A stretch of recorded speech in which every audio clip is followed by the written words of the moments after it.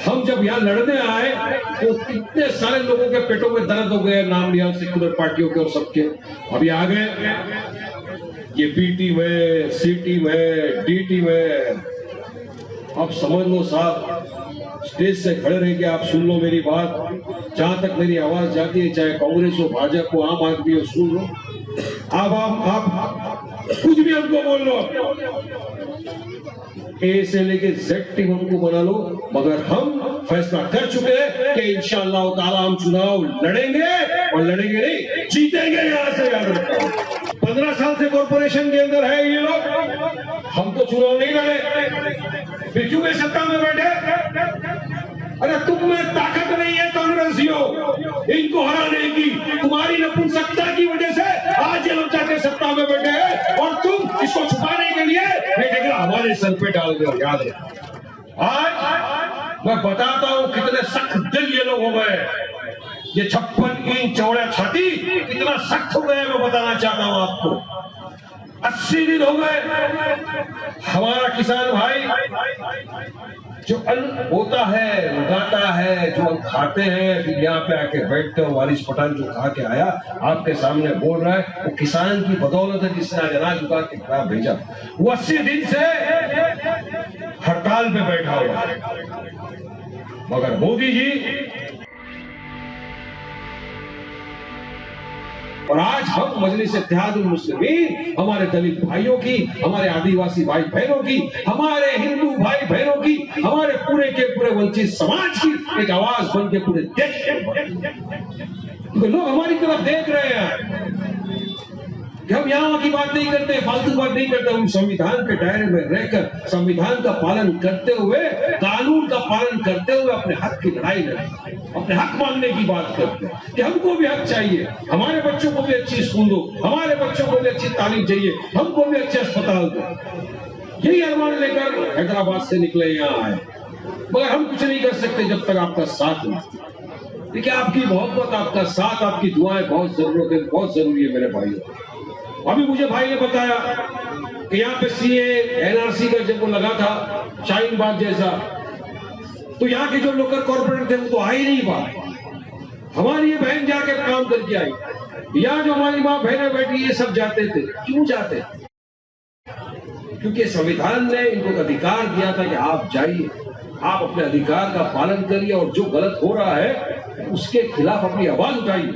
देखिए, हमारे देश की खूबसूरती ये, डेमोक्रेसी की सबसे बड़ी खूबसूरती है जिसको हम बोलते हैं एग्री टू डिसएग्री। यानी अगर आपको सरकार की किसी नीति से आप नहीं सहमत है तो आप उसके विरुद्ध में आवाज उठाइए। हम आवाज उठाते हैं, मगर ये लोग नहीं उठा सकते आवाज। आज हम जब यहाँ लड़ने आए तो कितने सारे लोगों के पेटों में दर्द हो गए, नाम लिया सेक्युलर पार्टियों के और सबके। अभी आ गए ये बी टीम है, सी टीम है, डी टीम है।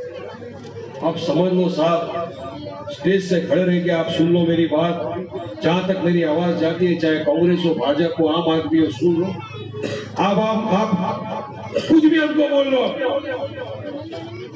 ए से लेके जेड टीम हमको बना लो, मगर हम फैसला कर चुके हैं कि इंशाअल्लाह ताला हम चुनाव लड़ेंगे, और लड़ेंगे नहीं, जीतेंगे। यहां से याद रखो, जितनी टीमें बनाना है बोलो। अरे कुछ बेस तो बताओ, किस तरह आप हमको बी टीम सी टीम बोल रहे हो? इल्जाम लगाना, बहतान लगाना तो शरीयतन भी गुनाह है ना। किस चीज से? अरे 30 साल से भाजपा सत्ता में है, हम चुनाव नहीं लड़े, फिर क्यों सत्ता में है? 15 साल से कॉर्पोरेशन के अंदर है ये लोग, हम तो चुनाव नहीं लड़े, फिर क्यों ये सत्ता में बैठे? अरे तुम में ताकत नहीं है कांग्रेसियों इनको हराने की। तुम्हारी नपुंसकता की वजह से आज ये लोग जाके सत्ता में बैठे हैं, और तुम इसको छुपाने के लिए बेटेगा हमारे सर पे डाल दो। याद है, मगर अहमदाबाद की, गुजरात की जनता बेवकूफ नहीं है, सब समझती है। આપણે બધી ચીજો સમજે છે, કારણ કે આપણે ગુજરાતી છે, આપણને ખબર છે કોઈ આપણો સાથ આપ્યો, કોણે આપણો સાથ નહીં આપ્યો। એટલા વર્ષ સુધી આપણા વોટ લઈને આપણને દબાવીને રાખ્યા, અને આપણા કોઈ કામ નહીં કર્યા એ લોકોએ। યાદ રાખો એ વાત। તો જ્યારે હવે વોટ ડાલવા જાઓ, વોટ નાખવા જાઓ, તો એ વાત તમારા મગજમાં આવી જોઈએ કે આ લોકોએ આપણે વોટ આપતા હતા એટલા વર્ષોથી, હવે મજલિસ ઇત્તેહાદુલ મુસ્લિમીનની પાર્ટી છે અહીંયા, એને આપણે વોટ આપીશું અને એના ઉમેદવારે જીતાવીને આપણે કોર્પોરેશનમાં ભેજીશું. એ યાદ રાખજો માત્ર. ગુજરાતી છે એમાં બનિયાનો દિમાગ અને ડેરિંગ તો તમારી પાસે છે જ. हम लोग दिखले हैं सब तरह, हर लोग मोहब्बत कर रहे हैं, गुजरात की आवाम ने भी बहुत मोहब्बत से रहा, मगर होता ये है कि हमको वोट डालना चाहिए. हम लोग इलेक्शन के दिन आराम से बैठ जाए, हमारा वोटिंग परसेंटेज कम हो जाता है. कल भी मैं एक सभा को संबोधित कर रहा था हमारे मंसूरी जमात वालों के यहाँ पर, मैंने यही कहा कि साहब एक 3 घंटा दुकान बंद करके सुबह सुबह जाओ, वोट डाल दो, तो देखो किस तरह से हम जीतेंगे. उन्होंने मुझसे जुबान दिया कि इंशाअल्लाह ताला जरूर हम फजर की नमाज पढ़ के जाएंगे और अपना वोट डाल के.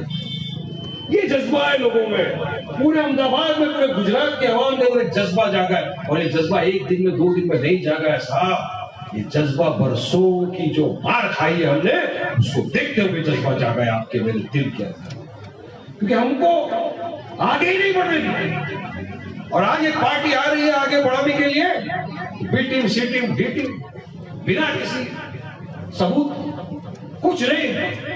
और याद रखना ये कांग्रेस का तो हाल पूरे देश में आप सब देख रहे हो कितना खराब होता है. ये आगे तो फिनिश, पप्पू टप्पू कुछ नहीं चलने वाले, अब सब खलास किस्सा. और दूसरी तरफ भाजपा, मैं हमेशा से ये बोलता हूँ कि मैंने हमेशा भाजपा और कांग्रेस को एक सिक्के के 2 पहलू का है. एक ही सिक्के के दोनों पहलू. एक तो पता है उनको कि सामने से अपना दुश्मन है, दूसरा पीछे से बात, कभी आगे नहीं बढ़ने. एक थे गुजरात के हमारे अहमद पटेल साहब, अल्लाह उनकी मग़फ़िरत फरमाए, जन्नतुल फिरदौस में दाखिला दिया. उसके बाद अब ये कांग्रेसी किसी को भी यहाँ अहमद पटेल नहीं बनने देंगे, याद रखना मेरी. किसी को पॉलिटिकल एम्पावरमेंट में ये लोग नहीं आने देंगे. इसीलिए इनका साथ देना, अपने वोट को बंटवाना, ये सबसे बड़ी अपनी गलती होगी. और आज तक हम लोग यही करते आए, हमेशा से यही करते आए कि नहीं मैं इसको नहीं दूंगा, उसको दे दूंगा, उसको नहीं दूंगा, इसको दे दूंगा. हमारे वोट का विभाजन कर देते ये लोग और तीसरे को जिता देते. नहीं, इस बार बगस बना लो, दिमाग बना लो, मन बना लो, दिल बना लो, दुआ करो अल्लाह से कि अल्लाह मेरा एक एक वोट जो कीमती वोट है वो मेरा मजलिस इत्तेहादुल मुस्लिमीन को मैं दूंगा और मैं उनके नुमाइंदों को कामयाब कॉर्पोरेशन में. ये नियत करो. आज आपके सामने जो 4 लोग, जो 4 कैंडिडेट हमारे हैं, तो आपके अपने हैं, ये वाकिफ है आपके एरिया में किस चीज की कमी है, किस चीज की जरूरत है, क्या चीज चाहिए. जैसा अभी भाई ने बताया कि आप सिर्फ नाले गटर की बात मत करो, हम तो नाले गटर की भी थोड़ी सी बात करेंगे, लेकिन आने वाले बच्चों का मुस्तकबिल और आने वाले गुजरात की आवाम को क्या चाहिए, इसके लिए भी तो भाई मेरा बात करेंगे आपके साथ. मैं आपको जगा सकता हूँ, मैं आपको बता सकता हूँ कि देखिए आपका ये अधिकार, मगर करना आप, फैसला आपको लेना है, मगर इस बार कोई गलत फैसला मत लेना. वरना याद करो, मुझे गालिब का बहुत बड़ा शेर याद आ रहा है जो हम पे बहुत जबरदस्त फिट होता है. जिंदगी भर यही गलती करते रहे गालिब, जिंदगी भर यही गलती करते रहे गालिब, धूलती चेहरे पे और आईना साफ करते रहे. याद रखो, हम इल्जाम लगाते गए, अरे हमारे पास ये नहीं है, हमारे पास स्कूलें नहीं है, हमारे घरों के बाहर गटरे नाले बह रहे हैं, हमारे पास अस्पताल नहीं है. किस पे इल्जाम लगाए? अरे इसकी जवाबदारी हमारी है. हम गलत लोगों का साथ देते आए, हम गलत का साथ देते गए इतने वर्षों तक. इस वजह से आज हम इस हालत पे पहुंचे कि डेटा बता रहा है कि हम लोग एक पिछड़ा हुआ वर्ग रह गए हैं और नीचे जाते जा रहा है. ये ऊपर नहीं आ रहा है अपना ग्राफ.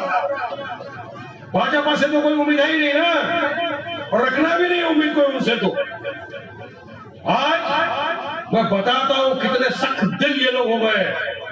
ये 56 इंच चौड़ा छाती कितना सख्त हो गया मैं बताना चाहता हूं आपको. 80 दिन हो गए हमारा किसान भाई जो अन्न होता है, उगाता है, जो खाते हैं, फिर यहाँ पे आके बैठते हो. वारिस पठान जो खा के आया आपके सामने बोल रहा है, वो किसान की बदौलत है जिसने आज अनाज उगा के खिला भेजा. वो 80 दिन से हड़ताल पे बैठा हुआ है, मगर मोदी जी खामोश, मीटिंग पे मीटिंग कर रहे, आप ये नहीं आप. अरे उसकी बात क्यों नहीं मानते? 3 बिल वापस ले लेना है, क्यों नहीं लेते आप? नहीं, अनाज घमंड, और आप जानते हो कि ज्यादा घमंड का सर ज्यादा दिन नहीं चलता। ये भी झुकने वाले, इन्होंने भी जो जो पाप किया है उसका गटरा पूरा के पूरा साफ होने का। तो ना इनमें दम है ना इनमें दम है, और हम हक बयानी करते हैं, हक की बात करने आए हैं आपके सामने, आपका समर्थन मांगने आए, आपका सपोर्ट मांगने आए, और आपको वादा करने आए कि अगर आपने दुआ की, आपकी मोहब्बत से अगर हमारे मजलिस के उम्मीदवार जीते तो इंशाअल्लाह ताला जो जो आपके काम है ये जाकर पूरी कॉर्पोरेशन में पूरी ईमानदारी के साथ ही काम करके जाएंगे। और काफी लोग ये सोचेंगे अपने पास तो है ना आदत सोचने के, अरे वारिस पठान क्या आया बोल के चला गया, उसका क्या है कहां पकड़ लेगा, लेकिन नहीं, मैं गोमतीपुरा के अवाम को आज इस्वान देकर जाता हूं कि यहाँ से जो भी मेरा भाई बहन मुझे आधी रात को कॉल करेगा, फोन करेगा कि वारिस भाई ये काम नहीं हो रहा, मैं खुद आऊंगा आपके पास और आपका काम करा के देंगे इंशाअल्लाह। ये हमारी जुबान है, फालतू फालतू आदमी की जुबान नहीं है, पठान की जुबान है। पठान है कहीं भी जुबान ऐसा नहीं देते, तो बोला है क्योंकि मुझे यकीन है कि हमारे जो लोग जीत के जाएंगे आपका काम करेंगे, क्योंकि हमको जवाब हाई कमांड को, लीडर को, इसको उसको नहीं देना है, हमको जवाब देना है अल्लाह सुब्हान तआला को जवाब देना है, उसको जवाब देना है। तो हमसे वो सवाल करेगा कि लोगों ने तुमको विश्वास के साथ जिताया, तुमको इक्तिदार की कुर्सी पर बिठाया, तुमने बात की, लोगों ने आपकी बात पर उनको वोट दे दिया जिता के, वो काम नहीं करे तो उसका जवाबदारी इन पे नहीं हम पे आएगी, और वारिस पठान नहीं होने देगा इंशाअल्लाह। याद रखना, इस बात काम करेंगे हम, अच्छी रीत से करेंगे।